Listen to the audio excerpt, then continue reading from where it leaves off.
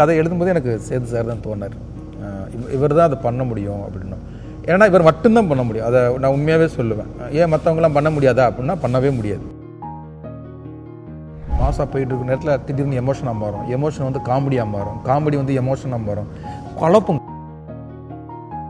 ஒரு ஆக்டருக்கு கிடைக்கிற ஸ்பேஸும் கோ ஆக்டர் வந்து ரொம்ப முக்கியம்னா, நித்யாவோட ஒர்க் பண்ணது வந்து ரொம்ப நல்ல எக்ஸ்பீரியன்ஸ்.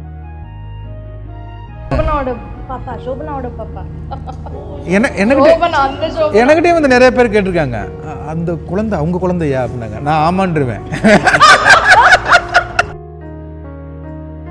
ஃபஸ்ட்டு ஷூட்டிங் ஆரம்பிச்சது திருச்செந்தூர், 2வது நாள் ஷூட்டிங் ராமேஸ்வரம், 3வது நாள் ஷூட்டிங் இவங்களது ஒரு கோயில், ஹோட்டல் வந்து அழகர் கோயில் வாசலில் அது அமைஞ்சது. எனக்கு இன்னமும் இவங்க அந்த கதை கேட்ட விதம் வந்து எனக்கு இன்னும் மைண்டுக்குள்ளே இருக்குது. அந்த பொண்ணு அப்படி சிரித்து கதை கேட்டுச்சு சார். நித்யா சிரிக்கிறது மாதிரி ஆடியன்ஸ் சிரிச்சிட்டாங்கன்னா அது பெரிய ஹிட்டு சார்.